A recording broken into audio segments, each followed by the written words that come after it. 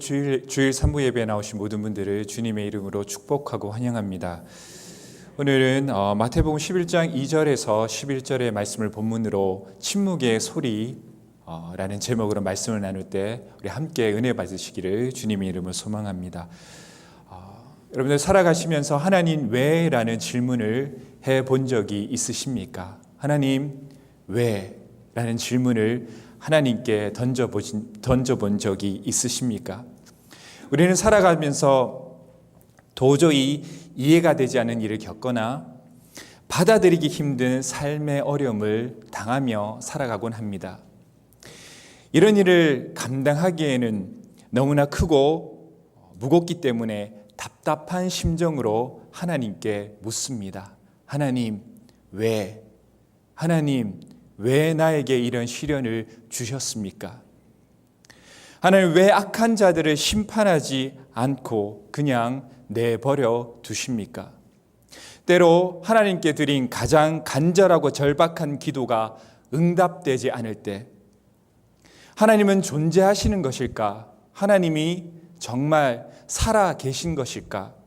라는 의문이 들 만큼 깊은 상처를 안고 살아갈 때 다 하시면서 하나님께서는 내가 아파하는 것, 내가 어떤 고통 중에 있다는 것 다 아시면서도 나를 도와주시지 않는 이유가 정말 궁금할 때가 있습니다.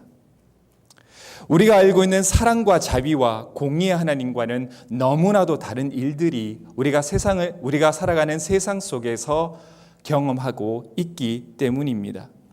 우리에게 기도의 응답이 절실히 필요할 때, 하나님의 도우심이 정말 필요할 때 오히려 침묵하고 계시는 하나님을 경험할 때가 있습니다. 그런데 놀랍게도 예수님조차도 침묵하시는 하나님을 경험했다는 사실이에요.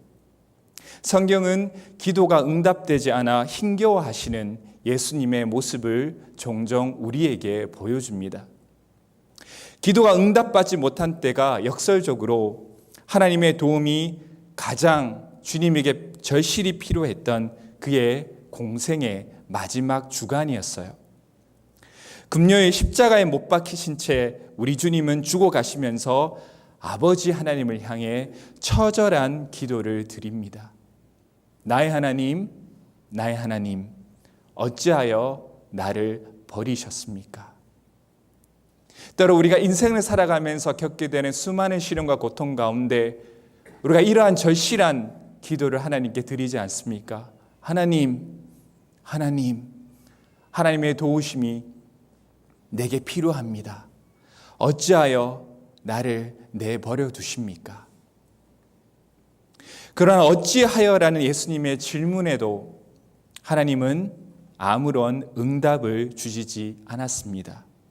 그리고 토요일 모든 제자들의 소망과 기도는 무덤 속에서 산산조각 나고 말았습니다. 그때도 하나님은 아무것도 하시지 않으셨고 아무 말씀도 없으셨습니다. 그리고 다음날 마침내 하나님은 오랜 침묵을 깨고 응답하셨습니다. 하나님의 응답이 바로 부활입니다. 로마서 8장 11절입니다. 우리 함께 읽을까요? 예수를 죽은 자 가운데서 살리신 이의 영이 너희 안에 거하시면 그리스도 예수를 죽은 자 가운데 살리신 이가 너희 안에 거하시는 그의 영으로 말미암아 너희 죽을 몸도 살리시리라. 아멘.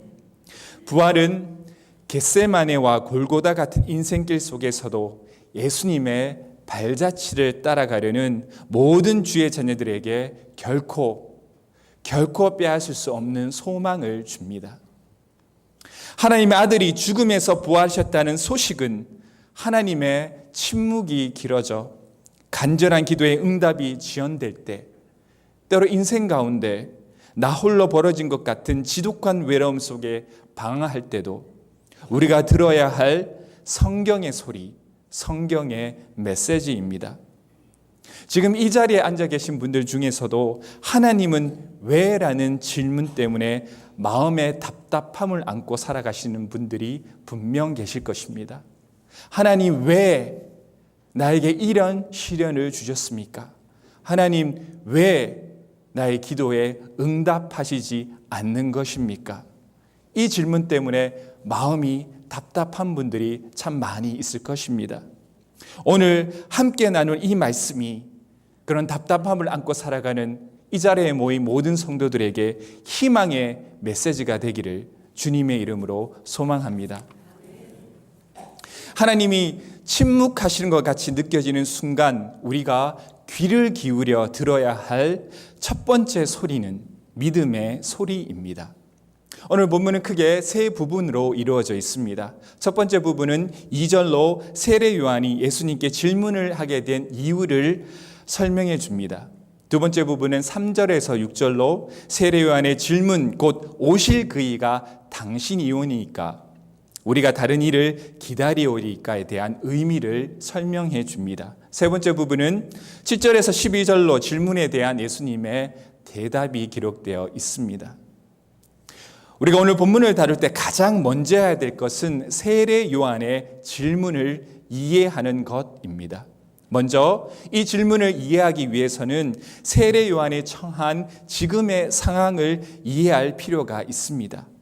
헤롯은 그의 동생 빌립의 아내 헤로디아를 취하였습니다. 이 일로 인하여서 세례 요한은 헤롯 왕에게 가서 솔직한 책망과 비난을 퍼부었습니다. 이것을 들은 헤롯 왕이 분노하여 세례 요한을 옥에 가둡니다.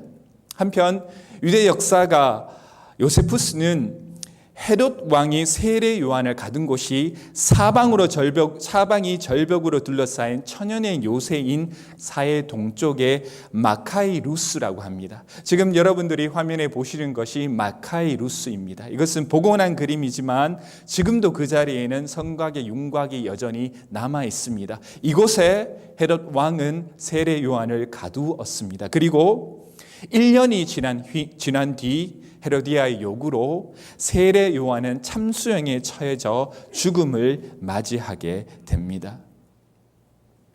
그런데 이 감옥에서 부당한 일에 대한 정당한 요구를 하여서 억울하게 옥에 감옥살이를 하는 세례 요한, 그리고 1년간의 그곳에서 죽음을 기다리는 세례 요한에게 예수님에 관한 소식이 들려오게 됩니다. 세례 요한은 감옥에서 죽음을 기다리면서 예수님이 세리들과 죄인들과 교제를 나누었다는 소식을 듣게 돼요. 또한 예수님의 이적과 교훈 그리고 제자 파송의 사건들을 듣게 됩니다. 또한 나인성 과부의 아들을 소생시킨 일들을 듣습니다. 여러분들, 이 일이 기쁜 소식입니까? 그렇지 않은 소식입니까? 분명히 기쁜 소식입니다. 그런데 요한은 주님이 하신 이 일에 관한 기쁜 소식을 듣고 제자를 보내어 이러한 질문을 주님께 드립니다. 오실 그이가 당신이오니까 우리가 다른 일을 기다리오리까? 이 질문은 의심에 가득 찬 질문입니다.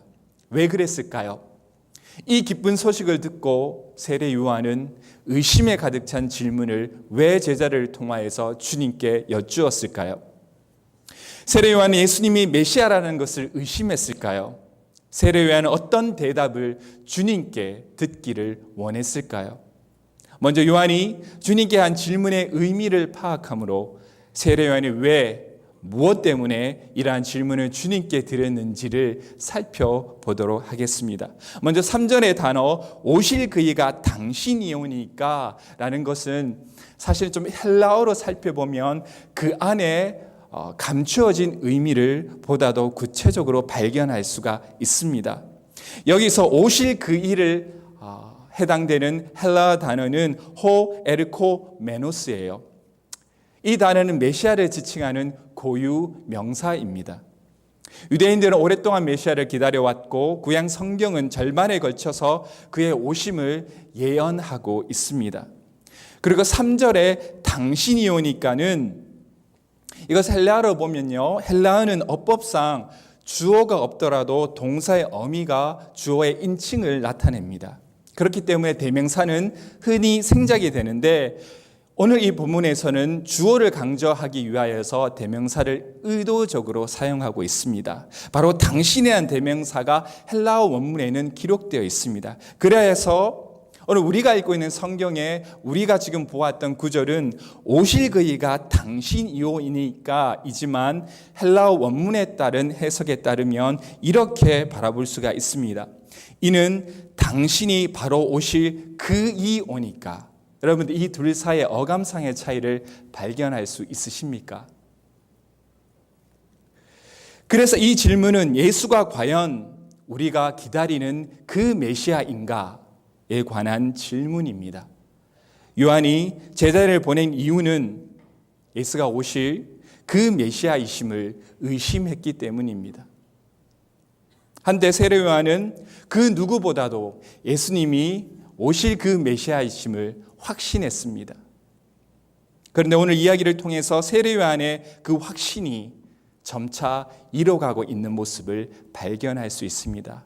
어떤 일이 생겼길래 예수가 그리스도시요 메시아라는 확신에 찬 어조로 많은 사람들 앞에 고백했던 세례 요한이 그 믿음의 확신을 잃어가고 있는 것일까요? 세례 요한에게 이러한 의심을 촉발시킨 이유가 있습니다. 바로 세례 요한이 감옥에 들어간 뒤에 보인 예수님의 행보 때문입니다. 세례 요한은 정의롭지 못한 일에 한가하다가 감옥에 갔습니다. 세례 요한은 정의를 보면 피하지 않고 정면 승부하는 스타일이었어요. 우리 이 중에도 그런 분들 계시잖아요. 아닌 건 아닌 거고 틀린 건 틀린 거지. 이 둘 사이에 중간지대가 없는 사람이었습니다. 정의롭지 못한 일에 한가하다가 감옥에 갔지만 이 감옥에서 들려오는 예수님의 행보란 매우 달랐습니다. 예수님은 전도 지역을 유대 지역에서 갈릴리 지역으로 옮기게 됩니다. 세례 요한이 보기에 이러한 예수님의 행보는 마치 정면 승부를 피하는 것 같아 보였습니다. 또한 요한은 자기가 선포한 바와 같이 이미 도끼가 나무 뿌리에 놓였으니 찍혀 불에 던지우리라는 심판을 예수님으로부터 기대했습니다. 그러나 제자를 통해서 들려오는 예수님은 심판의 사역이 아닌 사랑의 사역을 행하고 계셨던 것입니다. 요한이 생각하기에 예수님의 행보는 메시아로서 합당치 않아 보였습니다. 또한 사실은 제가 이 본문을 보면서 이것이 아마 가장 결정적인 이유였으리라 생각이 듭니다. 그 이유는 예수님께서는 다른 이에게는 큰 이적과 기사를 베푸셨지만 정작 자신의 친족인 세례 요한의 투옥에는 무관심한 것에 대해 그는 아마 깊이 실망했을 거예요. 많은 사람들에게는 그렇게 많은 축복과 은혜를 전하지만 정작 그의 친족인 세례 요한의 투옥, 그것에는 무관심한 하나님, 그 일에 세례 요한은 많은 실망을 느꼈습니다. 그러므로 3절에서 세례 요한이 주님께 던진 이 질문은 예수님의 메시아이심에 대한 의심의 표현이기보다는 메시아로서 합당한 행동을 요구해 줄 것을 촉구하는 것으로 바라보아야만 합니다. 예수님, 내가 알고 있는 당신이 메시아라면 내가 당한 부당한 처벌에 함께 분노해 주시기 바랍니다. 예수님, 당신이 내가 믿고 있는 메시아라면 죽은 자를 살리는 그 능력으로 나를 구원해 주시기를 원합니다. 그럼에도 불구하고 주님의 이어지는 긴 침묵 때문에 세례 요한은 결국 분노하였고 제자를 통하여서 이 분노를 전달한 것입니다. 우리도 살아가면서 주님께 이런 종류의 실망을 느낄 때가 있습니다. 저는 자주 느껴요. 여러분들은 아니신 것 같아요. 왜 하나님, 내가 그토록 힘들어하는 그때 마치 외면하시는 것처럼 나를 내버려 두셨습니까? 내가 혼자 이 세상에서 깨어지고 아파하며 속상해서 울고 있을 때 하나님, 당신은 어디 계셨습니까? 내 기도를 듣고는 계셨습니까? 나를 기억하고는 계십니까? 내가 아픈 가운데 무기력하게 있을 때 주님은 어디 계셨습니까? 내가 기도를 통하여서 주님의 도움의 손길을 내밀었을 때 하나님은 왜 나를 도와주시지 아니하시고 나의 도움의 손길을 외면하셨습니까? 이러한 종류의 실망을 우리는 인생을 살아가면서 많은 고통과 시련이 나를 엄습해 올 때 하나님께 이렇게 묻습니다. 하나님 왜 이런 시련을 나에게, 나의 사랑하는 자녀들에게 주셨습니까? 하나님의 침묵이 길어지고 이 마음의 소리들로 인해 기도와 예배까지도 무의미하게 느껴질 때가 있습니다. 기도 드려봤자, 예배 드려봤자 이 모든 것들이 무의미하기까지 느껴지는 때가 있습니다. 그때 우리가 더욱 귀를 기울여 들어야 할 두 가지 소리가 있습니다. 첫 번째는 분별할 수 있는 지혜의 말씀을 들어야 합니다. 두 번째는 문제들을 소망 가운데 바라볼 수 있는 믿음의 소리를 들어야 합니다. 이 침묵 가운데 지혜의 소리를 듣고 문제들 가운데 소망을 바라볼 수 있게 하는 믿음의 소리를 들으시기를 주님의 이름으로 소망합니다. 첫 번째, 분별할 수 있는 지혜의 말씀을 들어야 합니다. 우리가 심각한 문제에 직면하면 단지 문제 해결에 지나칠 정도로 집착할 수 있어요. 그래서 하나님이 인정하시지 않는 방법을 사용해서라도 기필코 이 문제를 해결하고 싶은 유혹을 받습니다. 마치 옥에 갇힌 세례 요한처럼 우리도 주님의 인도하심과 살아계심에 대한 의심을 야기시키는 어떠한 문제에 갇힐 때가 있습니다. 여러분들은 지금 어떠한 문제에 갇혀서 소망 되시어 우리의 능력 되신 주님을 바라보지 못하고 계십니까? 빨리 문제를 해결하고 싶은 마음에 여러 가지 유혹이 마음속에 찾아올 때 우리가 기억해야 될 것이 있습니다. 문제의 해결보다 더 중요한 것은 하나님의 말씀을 따름에 있다는 것을요. 특별히 우리를 죄악으로 인도하는 거짓된 메시지를 분별할 수 있는 지혜의 말씀을 들어야 합니다. 여러분들, 감옥이 요한을 잠시 가둘 수 있습니다. 그러나 그를 영원히 가둘 수 없습니다. 우리가 살펴본 바대로 요한은 1년 내 감옥 생활을 마치고 죽음을 맞이하게 됩니다. 그러나 그 죽음이 끝이 아닌 것은 세례 요한은 그 죽음을 통하여서 지금도 하나님과 함께 천국에서 평안을 누리고 있기 때문입니다. 우리가 지금 겪고 있는 문제도 그래요. 지금 그 문제들은 우리를 힘들게 할 수 있지만 우리를 영원히 고통스럽게 할 수는 없습니다. 그러므로 아무리 시급한 문제를 할지라도 그것을 해결하기 위해 영원한 생명 되신 주님과 나의 신실한 약속을 맞바꾸지는 말아야 합니다. 여러분들이 지금 겪고 있는 문제가 얼마나 고통스러운지 너무나도 잘 알고 있습니다. 그럼에도 불구하고 지나갈 문제들로 인해 영원한 생명을 잃어버리지는 마시기 바랍니다. 지나갈 것과 영원한 것을 구분할 수 있는 지혜의 소리, 하나님의 말씀의 소리, 그 소리를 들으시기 바랍니다. 그 길이 덜이 가는 것처럼 보일지라도 결국에는 하나님이 정하신 그때에 문제들이 해결되기 때문입니다. 두 번째는 문제들을 소망 가운데 바라볼 수 있는 믿음의 소리를 들어야 합니다. 이 믿음의 소리를 들으시기를 바랍니다. 말씀을 통해 은혜를 받았음에도 불구하고 말씀대로 살아가는 것이 너무나 힘들 때가 있어요. 하나님의 말씀대로 산다고 해서 과연 문제가 해결될까 의심이 들 때가 있습니다.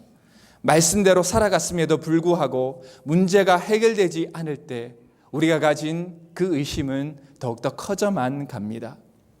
이러한 마음을 이기는 힘은 마주한 현실 속에서 낙담하고 그리스도를 떠나는 것이 아니라 하나님을 더 단단히 붙드는 것입니다.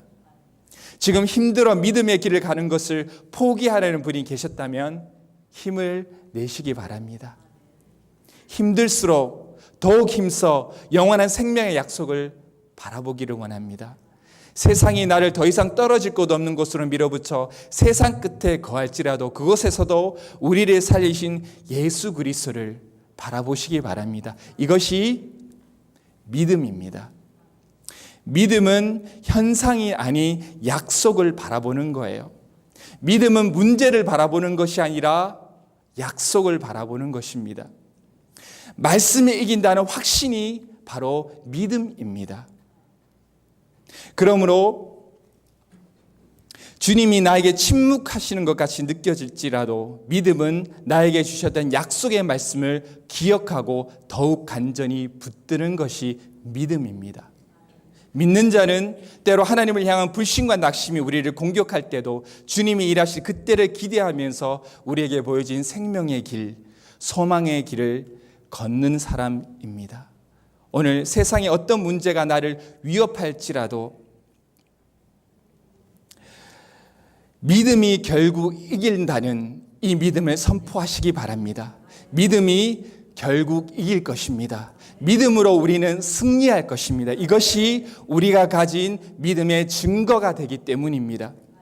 왜냐하면 승리는 하나님께 속한 것이기 때문입니다. 승리는 단지 문제 해결을 위하여서 간사한 지혜를 찾고 쫓는 것이 아니라 믿음은 승리가 주님께 달려있다는 것을 믿고 어떠한 상황 속에서도 흔들리지 않고 우리에게 보여준 생명의 길, 십자가의 길을 인내하면서 담대함으로 걸어가는 것이 믿는 자가 보일 문제를 향한 태도이기 때문입니다. 어떠한 것도 그 믿음의 소망과 바꾸지 않기를 바랍니다. 말씀 가운데 그 길을 가기로 선택했다면 그 길이 맞아요. 그 길이 맞아요. 지금 여러분들이 걷고 계신 그 길이 맞아요. 사람들이 걷고 있는 그 길이 달콤해 보이고 멋있어 보이지만 지금 여러분들이 걷고 있는 이 길이 맞습니다. 때로 상처 입었지만 용서해 주는 그 길이 맞아요. 그 길을 걷고 있다는 것에 확신을 가지시기 바랍니다. 비록 하나님의 침묵이 길어져 소망이 흔들릴 때가 올지라도 믿음이 주시는 이 메시지를 끝까지 듣고 인내하시고 소망 가운데 승리하시기를 바랍니다. 하나님이 우리의 기도에 응답하시지 않는 것처럼 느껴지는 순간에도 우리가 귀 기울여 들어야 될 두 번째 소리는 용기입니다. 제 이름 기억하세요? 제 용기는 보통이 아니에요. 제 이름은 고용기예요. 그래서 여러분들이 하나님께 기도의 응답이 더딜지라도 기억해야 될 두 번째 소리는 용기입니다. 주님이 주시는 힘과 용기로 우리는 지금 겪고 있는 문제들을 돌파할 것입니다. 이 용기는 흔들리지 않고 말씀 안에 거할 수 있도록 우리를 응원하는 주님의 소리예요. 용기야, 너 힘들지? 그러나 내가 너와 함께하고 있단다. 세상 끝날까지 내가 너와 함께 할 것이다. 힘들지만 좀 고통스럽지라도 참고 이기면 내가 너보다 앞서 걸어가서 그 문제를 해결해 줄 거이니 두려워하지 않고 절망하지 말고 끝까지 네가 발견한 네가 말씀 속에서 깨달은 그 생명의 길, 십자가의 길을 멈추지 말고 걸어가라. 하나님께서는 항상 우리를 응원하고 계십니다. 이 소리를 힘들 때마다 들어야 해요. 흔히 해결하기 어려운 일을 만나면 가장 먼저 찾아오는 것이 좌절과 절망감입니다. 자신이 한없이 나에게 보입니다.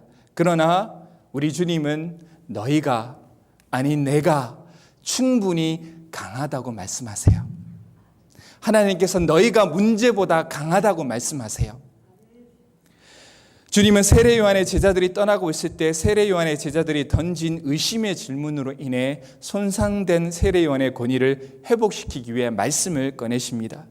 세례 요한에 대한 주님의 최종적인 평가는 11절 상반절에 기록되어 있습니다. 여자가 낳은 자 중에 세례 요한보다 큰 이가 일어남이 없도다. 세례 요한이 큰 사람이라는 거예요. 그런데 곧이어 이어지는 구절은 우리를 혼란스럽게 만듭니다. 어떤 구절이 기록되어 있습니까? 천국에서는 극히 작은 자라도 그보다 크니라.